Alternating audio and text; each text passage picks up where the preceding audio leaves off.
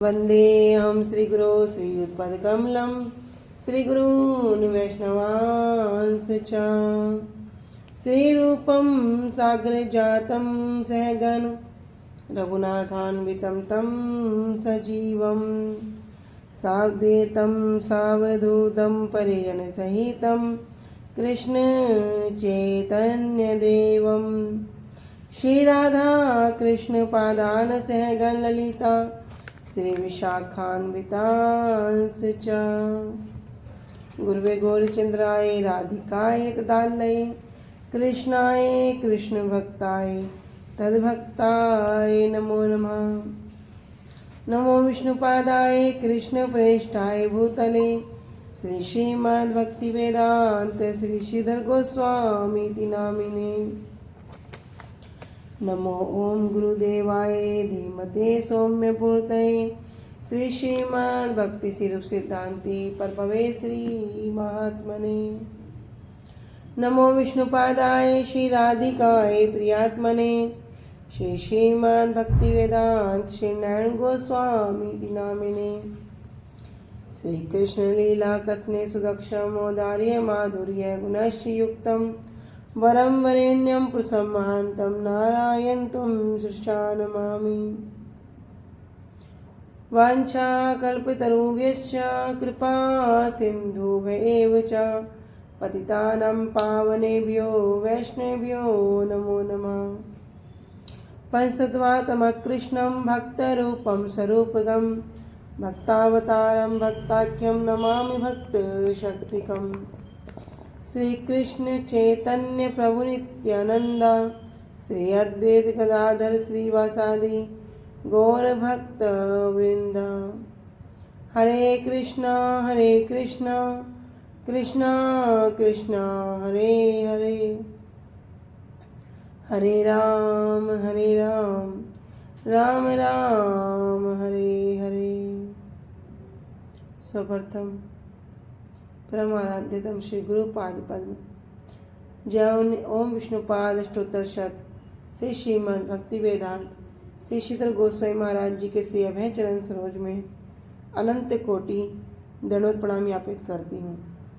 तदुपरांत मेरे परम गुरुदेव जय नित्य लीला परविष्ट ओम विष्णुपाद अष्टोत्तर शत श्री श्रीमद् भक्ति श्री रूप सिद्धांति गोस्वामी महाराज जी एवं जय नित्य लीला परविष्ट ओम विष्णुपाद अष्टोत्तर शत श्री श्रीमद् भक्ति वेदांत श्री नारायण गोस्वामी महाराज जी के श्री अभय चरण सरोज में श्रद्धा पुष्पांजलि अर्पण करते हुए उनसे कृपा की याचना करती हूँ। तदुपरांत ग्रंथकार श्री कृष्णदास कविराज गोस्वामी जी श्रीमन नित्यानंद प्रभु श्रीमन महाप्रभु एवं समस्त परिकरों के चरणों में अनंत कोटि दंड ज्ञापित करते हुए उनसे भी अहेतु कृपा की वांछा करती हूँ। उपस्थित वैष्णवजन भक्तवृंद सभी के चरणों में यथा योग्य दंडवत प्रणाम स्वीकार हो। सभी को हरे कृष्णा दंडवत प्रणाम।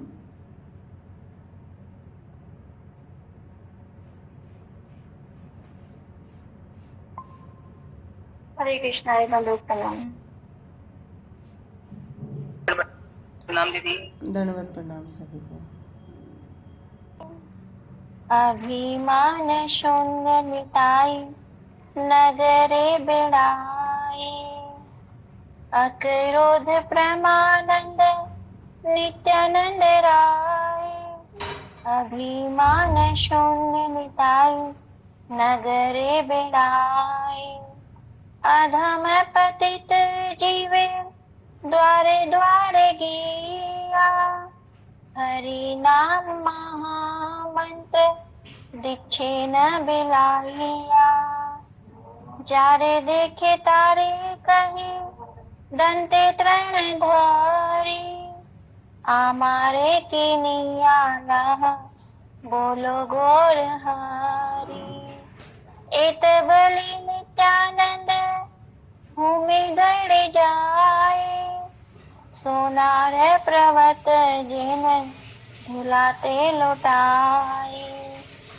हे नय अवतारी जार रति ना जनीवर लोचन बले से पापी एलो और गेलो अक्रोध प्रमानंद नित्यानंद राय अभिमान शून्य निताय नगरे बिड़ाय जय नित्यानंद राय जय नित्यानंद राय नित्यानंद राय जय गौर हरे कृष्णा। कभी कदम प्रणाम। श्री गुरुदेव की अहितु कृपा से हमारा जो ग्रंथ चल रहा है उसका नाम है श्री श्री चैतन्य चैतामृत। श्री श्री चैतन्य चैतामृत ग्रंथ के अंतर्गत हम श्रवण कर रहे हैं मध्य लीला 16 परिच्छेद। आ चुके हैं प्यार संख्या 176 और पेज संख्या 73 पे। अब तक हम श्रवण कर रहे हैं कि जो मुसलमान राजा हैं उड़ीसा की सीमा से बाहर एक मलेच्छ राजा हैं जो मदिरा का सेवन करते हैं, मद्यपान में ही व्यस्त रहते हैं। वे भी अपने कर्मचारी से महाप्रभु की महिमा को श्रवण करके अपने एक विश्वास पात्र को उड़ीसा राज्य में भेजते हैं और उड़ीसा राज्य में जाने पर वह सेनापति महाप्रभु का दर्शन करके उनको प्रणाम करते हैं और वहाँ पर जो अधिकारी होते हैं उनसे प्रार्थना करते हैं कि जो राजा हैं वो इन सन्यासी से मिलना चाहते हैं। हम यहाँ संधि के लिए आए हैं, हमारा युद्ध का कोई भी तात्पर्य नहीं है।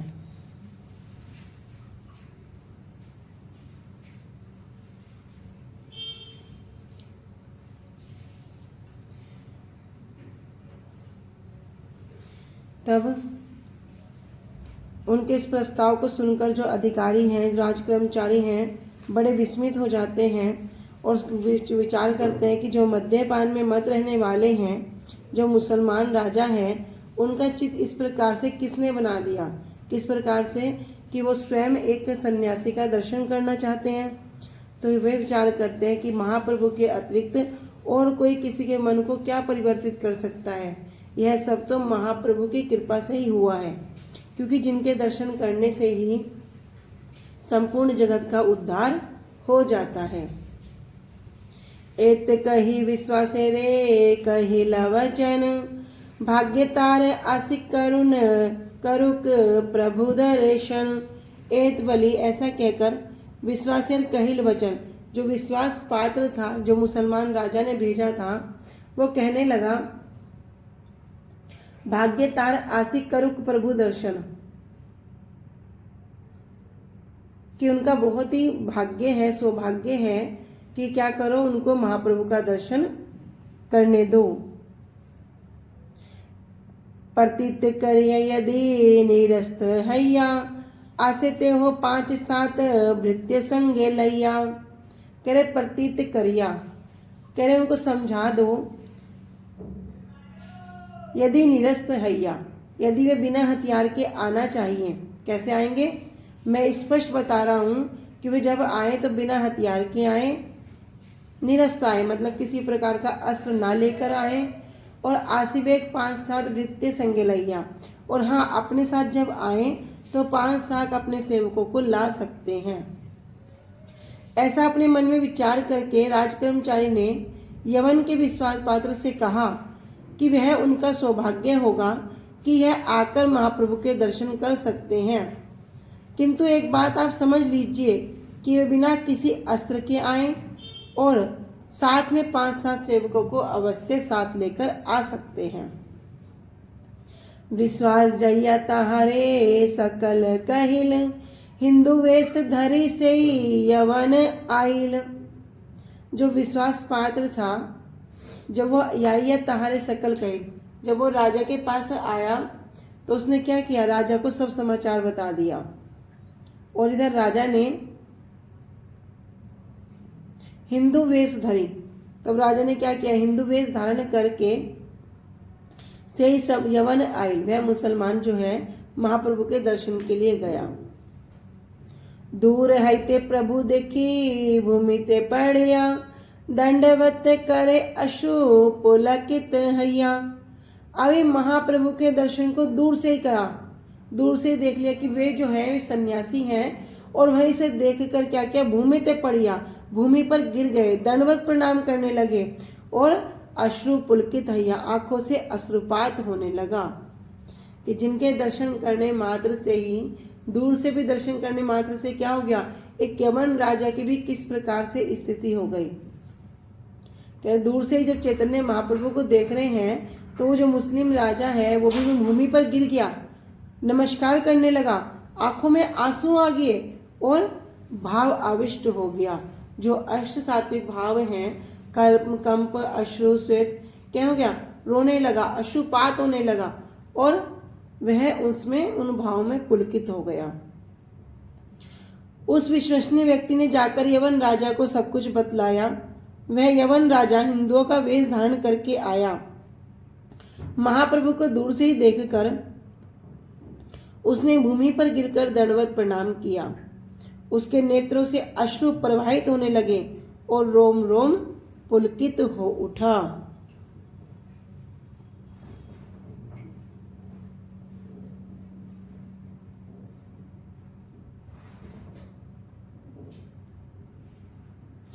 महापात्र अनिल तारे करिया सम्मान, जोड़ हाथे प्रभु आगे लय कृष्ण नाम।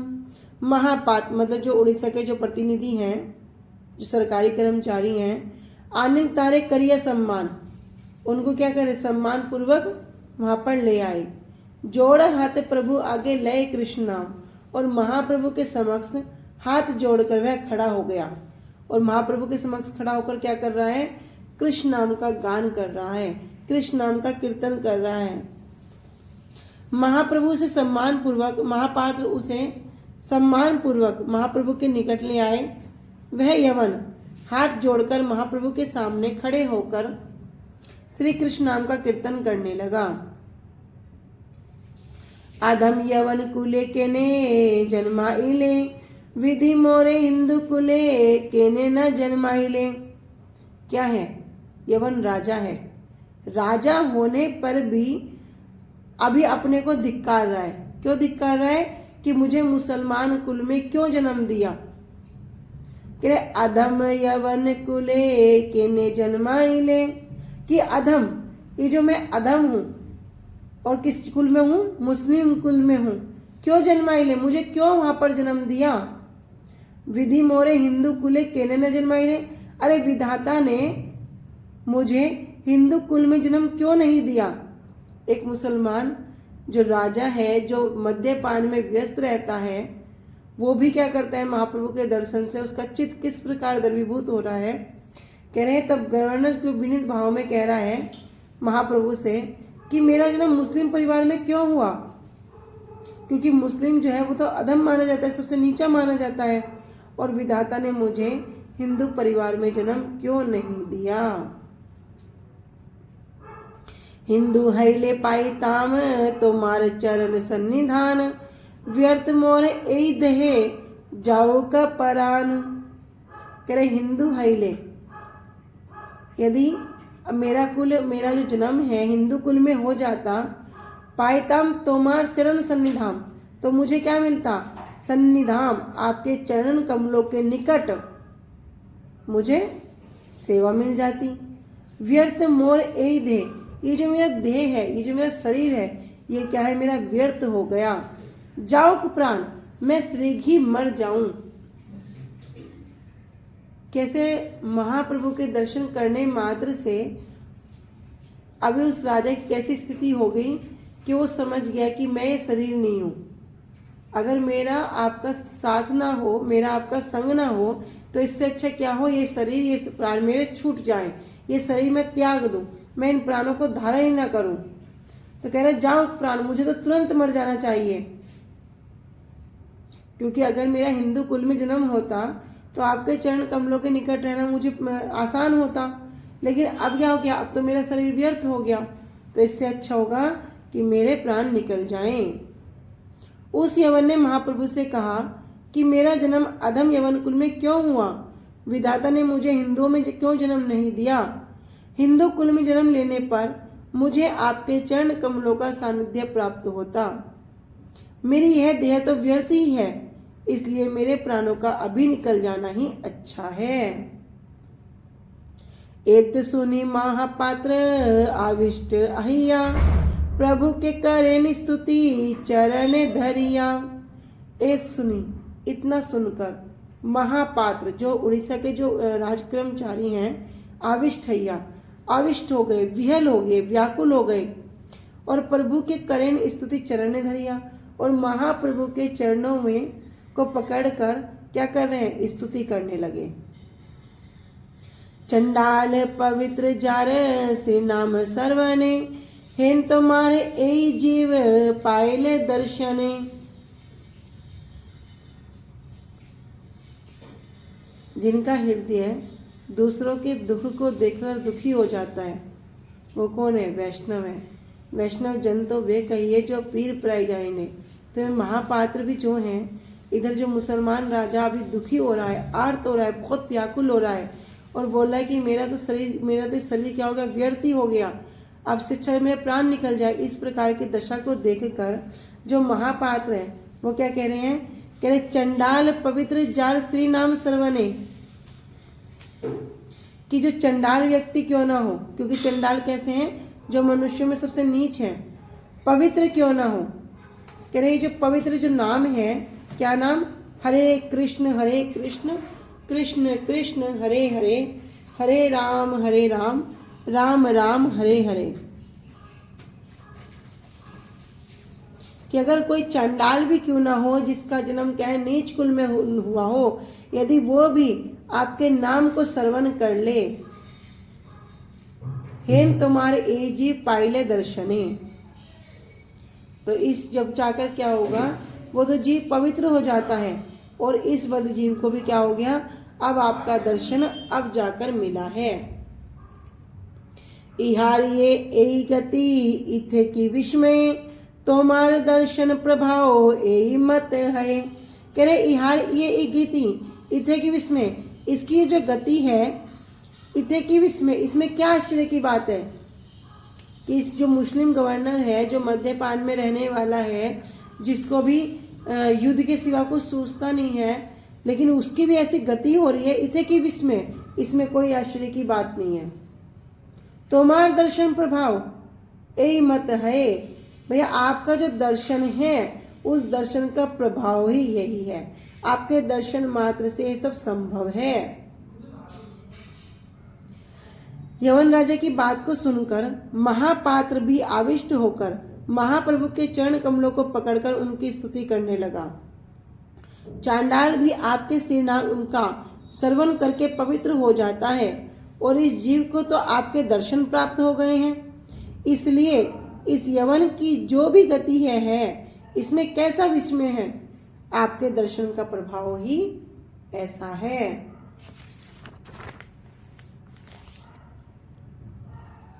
श्रीमद् भागवतम में से यहाँ पे एक श्लोक कह रहे हैं, यन्नाम देहे सर्वन अनुकीर्तनाद यत् प्रणाद यत् स्मरण आदि क्वचित स्वादो अपि सद्य सवनाय कल्पते कुतः पुनस्ते भगवन्नु दर्शनात्।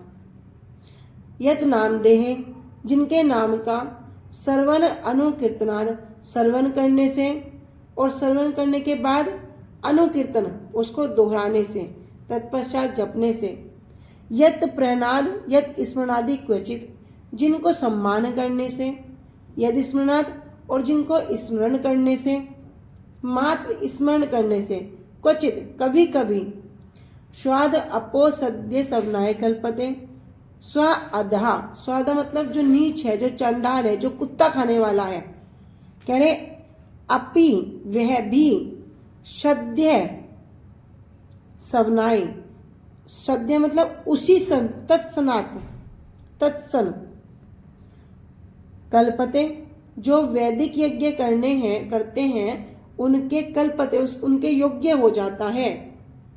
कुतः पुनस्तु भगवन्नु दर्शनाथ, और जो स्वयं कुतः उनका क्या कहना, जिनको क्या होगा, भगवन्नु दर्शनाथ, हे भगवान जिनका आपका दर्शन ही हो गया, उनका कहना ही क्या है। तो जो ऐसे व्यक्ति हैं जिन्हें अभी कुछ भी नहीं पता, और क्या करते हैं, अभी चांडाल है, चांडाल परिवार में उत्पन्न हो गए।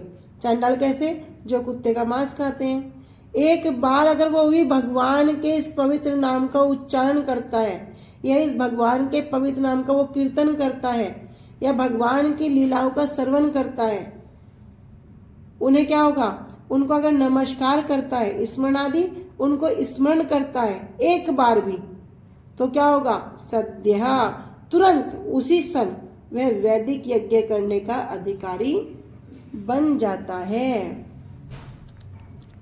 हे भगवान, जिनके नाम, श्रवण, अनुकीर्तन, प्रणाम और स्मरण करने मात्र से चांडाल और यवन कुल में जन्मा व्यक्ति भी तत्सनात उसी सन सवन यज्ञ सोमयज्ञ करने के योग्य हो जाता है।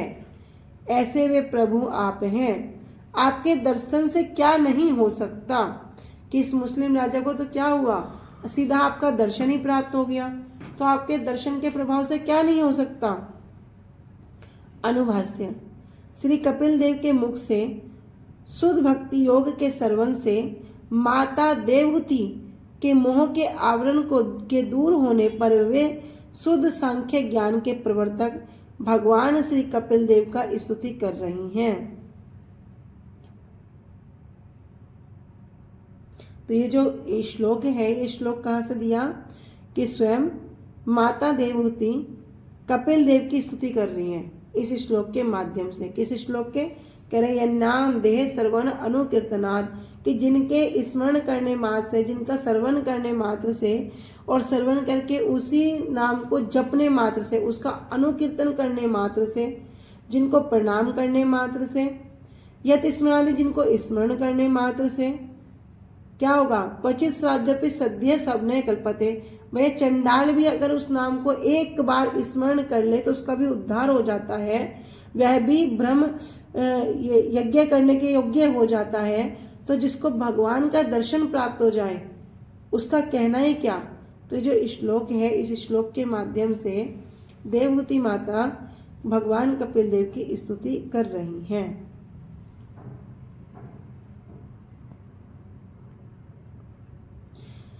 तबे महाप्रभु तारे कृपा दृष्टि करी, आश्वास्य कहे तुम्ही कहा कृष्ण हरि।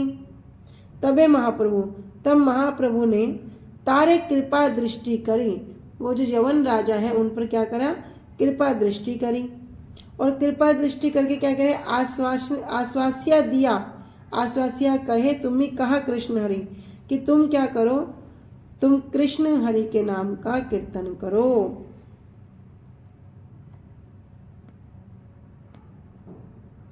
सेई कहे मोरे यदि केला अंगीकार, एक आज्ञा देह सेवा करिए तुम्हार।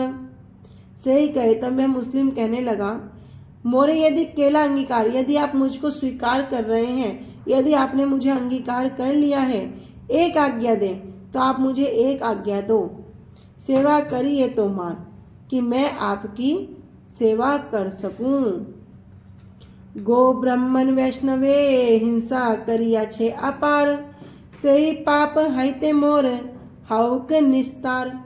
अब वो जो मुस्लिम राजा है वो अपने अवगुणों को जानता है कि मैंने क्या क्या किया, लेकिन अब तक उसको कोई भी पश्चाताप नहीं था, किसी भी तरह की ग्लानि नहीं थी।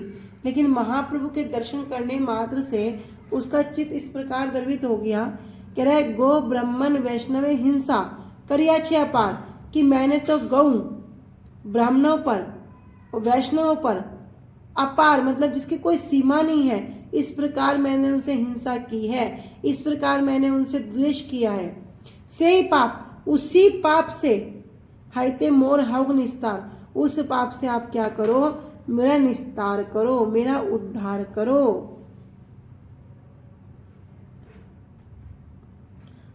तो मुस्लिम गवर्नर ने क्या किया, अपने जो असंख्य पाप कर्म हैं, उनका जो पाप कर्मों का जो फल है, उनसे क्या कर रहे हैं, अपनी मुक्ति के लिए प्रार्थना कर रहे हैं कि मैंने क्या किया, इससे पहले ब्राह्मणों के वैष्णवों के प्रति बड़ा ईर्ष्यालु रहा और गांव की हत्या करके जो मैंने पाप को किया है, अब मेरा क्या हो, उससे मेरा उद्धार हो जाए। तबे मुकुंद दत्त कहे सुन महासे, गंगा तीर जाइते महाप्रभुर मन है। अब मुकुंद जी कह रहे हैं कि सुनो महाशय, हे महाशय सुनो, गंगा तीर जाइते महाप्रभुर मन है। महाप्रभु की जो अभी इच्छा है वो कहाँ है? गंगा तीर जाइते, गंगा जी के तट पर जाने की इच्छा है। ताहा जाइते करी तुम्ही सहाय प्रकार, एक बड़ आज्ञा ए बड़ उपकार। अभी वो क्या कह रहे हैं कि मैं आपकी सेवा करना चाहता हूँ। तभी मुकुंद जी कहते हैं कि महाप्रभु की ये इच्छा है, आप क्या करो, इसमें सहायता करो। कह रहे ताहा जाइते कर तुम्ही सहाय प्रकार, ए बड़ आज्ञा ए बड़ उपकार। ताहाइते, वहां जाने के लिए, तुम्ही सहाय प्रकार, सभी प्रकार की आप क्या करो, सहायता करो। ए बड़ आज्ञा, यही आपके लिए एक बड़ी आज्ञा है। ए बड़ उपकार, और यही एक बड़ उपकार होगा। तब श्री मुकुंदन ने उस यमन राजा से कहा, हे महाशय सुनो, महाप्रभु गंगा के तट पर जाना चाहते हैं। वहां जाने के लिए आप जिस प्रकार से भी सहायता कर सकते हैं वैसा करो। यही आपके लिए बड़ी आज्ञा है और यही आपका सबसे बड़ा उपकार भी होगा। तबे से ही महाप्रभु चरण बंदिया, सबार चरण बंदी चले हष्ट हैया। तबे से ही महाप्रभु चरण बंदिया, तब महाप्रभु की चरण कमलों की वंदना की। से ही किसने? उस यवन राजा ने। सबार चरण बंदी, और सभी भक्तों की भी चरणों की वंदना की, और चले हष्ट हैया, और वहां से हष्ट होकर, हर्षित होकर, प्रसन्नचित होकर वहां से चल पड़ा।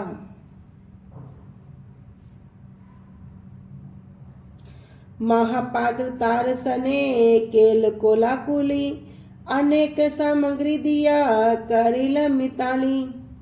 कह रहे महापात्र, जो उड़ीसा के जो कर्मचारी हैं, उड़ीसा के जो प्रतिनिधि हैं, तार सने उनके साथ जाकर कैल कुलाकुली, उनको मतलब आलिंगन किया, और अनेक सामग्री दिया करिल मिताली, और उनको अनेक सामग्री, अनेक वस्तुएं भेंट की, और उनके साथ मिताली अर्थात उनके साथ मित्रता की।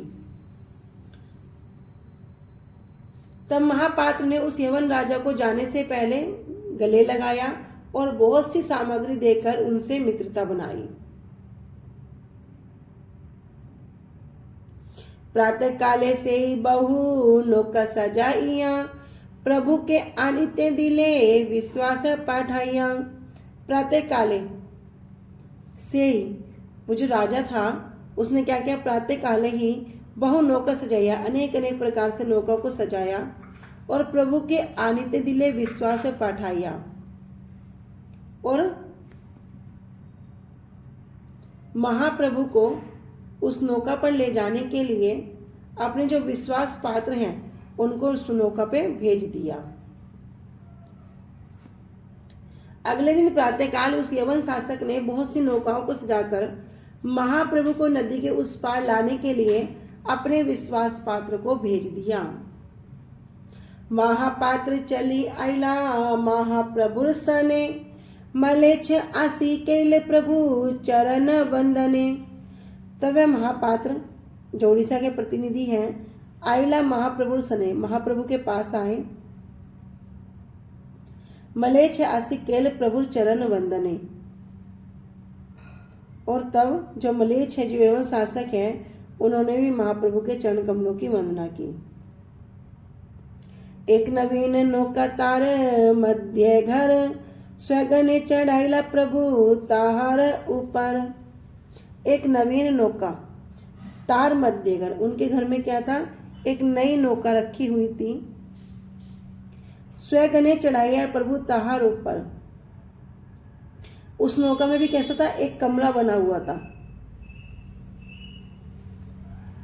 और स्वगने अपने गणों के साथ, जो महाप्रभु के जो संगी हैं उनके साथ महाप्रभु को क्या किया? उसी नाव में बिठा दिया। उन नौकाओं में एक नई नौका थी जिसके बीच में एक कमरा था। उस नौका पर महाप्रभु और उनके भक्तों को चढ़ाया। महापात्रे महाप्रभु करेला विदाए, कांदिते कांदिते सही तीरे रही जाए।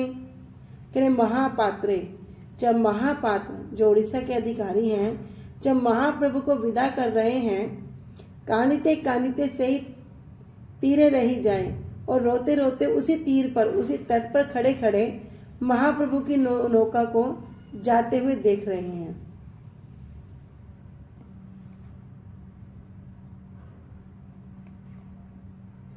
जल दस्यु भय से यवन चलिल, 10 नौका भरी बहु सैन्य संगे नील। जल दस्यु, दस्यु मतलब डाकू। अब जल दस्यु जो जल में रहने वाले डाकू हैं।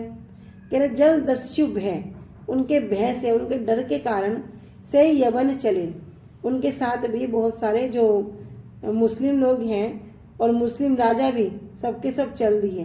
कैसे? कह रहे 10 नौका भरी, 10 नाव में, और संग से ही सैन्य संगे लीन, और अपने साथ बहुत सारे सिपाहियों को उन्होंने ले लिया। जो तो स्वयं मुस्लिम गवर्नर भी था वो महाप्रभु के साथ चल पड़ा। क्यों? क्योंकि समुद्री डाकुओं के कारण उन्होंने अपने साथ 10 नाव ले ली, जिसमें अनेक सैनिक सवार थे। मंत्रेश्वर दुष्ट नदे पार कराइल, पिछलदा पर्यंत से यवन आइल। इसकी जो सीमा थी मुसलमान शासक की, ये कहाँ तक थी? पिछलदा तक। पिछलदा एक स्थान है। कह रहे कि मंत्रेश्वर दुष्टे नदे पार कराइल, तो एक मंत्रेश्वर नामक नदी है। कह रहे दुष्टेश्वर, दुष्ट नदी। कह रहे वो नदी कैसी है? खतरनाक। उसको क्या किया? पार कराइल, जो पार करने की व्यवस्था कर दी है। और पिछलदा पर्यंत से यवन आइल, और पिछलदा नामक स्थान पर आने के बाद अब वो वहां से आ गए। जल मार्ग के डाकुओं के भय से वह यवन शासक भी महाप्रभु के साथ 10 नौकाओं में अपने सैनिकों के साथ चला। महाप्रभु की नौका को मंत्रेश्वर नामक भयानक नद को, अर्थात बहुत बड़ी नदी को पार कराकर वह पिछलदा तक महाप्रभु के साथ आया। यह नदी का नाम है मंत्रेश्वर। अमृतवर्मा भाष्य में श्री भक्ति विनोद ठाकुर जी कह रहे हैं, मंत्रेश्वर डायमंड हार्बर के अति निकट एक बहुत बड़े नद का नाम ही मंत्रेश्वर है। उस नद से नौका रूप नारायण नद के तट पर स्थित पिछलदा ग्राम में पहुंची। पिछलदा ग्राम की एक सीमा मंत्रेश्वर के साथ संलग्न है, जुड़ी हुई है।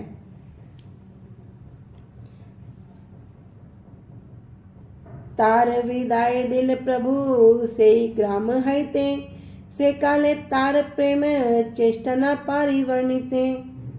तार विदाय दिल प्रभु। अब वहां से महाप्रभु ने क्या किया? वो जो मुस्लिम गवर्नर उनको विदा दे दिया। सही ग्राम है ते, और जो सही ग्राम, जिस गांव में वे रुके हैं, पिछलदा नामक गांव में, से काले तार प्रेम चेष्टा न पारी वर्णिते।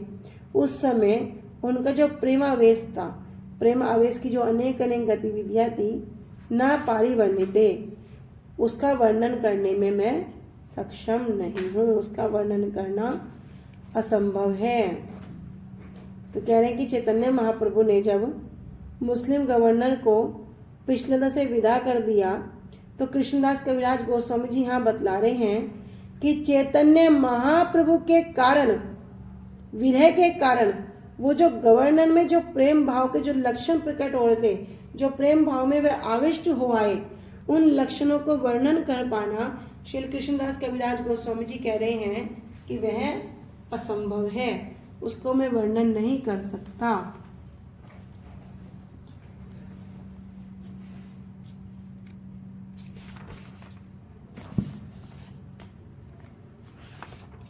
महाप्रभु ने उस यवन शासक को उस गांव से विदाई दी। उस समय उनकी जैसी प्रेम में दशा थी, उसका वर्णन नहीं किया जा सकता। अलौकिक लीला करे श्री कृष्ण चैतन्य, जय इहा सुने तार जन्म है धन्य, जन्म धे धन्य। फिर से श्री कृष्णदास कविराज गोस्वामी जी हम सबको आशीष दे रहे हैं। ये आशीष पाना बहुत छोटी बात नहीं है। ये आशीष सबसे वास्तव वस्तु को प्राप्त करना, सबसे दुर्लभ वस्तु को सहज रूप में प्राप्त करने का आशीर्वाद दे दिया। क्या कह रहे हैं? अलौकिक लीला करे श्री कृष्ण चैतन्य। ये चैतन्य महाप्रभु क्या हैं? अनेक अनेक अलौकिक लीलाएं करते हैं, ऐसी असाधारण लीलाएं करते हैं। जय यह सुने, अरे भैया जो इन लीलाओं को श्रवण भी कर लेता है, तार जन्म, उनका जन्म, देह, उनकी देह सब क्या होती हैं? धन्य हो जाती हैं। तो चैतन्य महाप्रभु की लीलाएं कैसी हैं? अलौकिक हैं। जो भी इन लीलाओं को एक बार श्रवण कर लेता है भैया वह तो धन्य हो जाता है। उसका पूरा जीवन कैसा हो जाता है? पूर्ण हो जाता है, क्योंकि वास्तव वस्तु प्राप्त हो रही है। और जिसे पाने के बाद कुछ भी पाना शेष न रहे, फिर क्या हो गया? तो पूर्ण हो गया कि अब उसे किसी वस्तु की आवश्यकता नहीं है। तो श्री कृष्णदास कविराज गोस्वामी जी भी कह रहे हैं कि जो महाप्रभु की इन लीलाओं को श्रवण करता है, महाप्रभु क्या करते हैं भैया? उनको अति शीघ्र ही अपने चरण कमलों की सेवा प्रदान कर देते हैं। जो इन लीलाओं को श्रवण करता है उसका जन्म, उसकी देह सबकी सब धन्य हो गई। श्री कृष्णदास कविराज गोस्वामी की जय।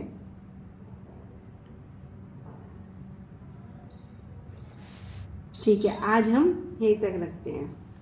वाञ्छा कल्पतरुभ्यश्च कृपा सिन्धुभ्य एव च पतितानां पावनेभ्यो वैष्णवेभ्यो नमो नमः। श्री गुरुदेव की जय। अनंत कोटि वैष्णव वृंद की जय। निताय गौर प्रेमानंदे। हरि हरि बोल।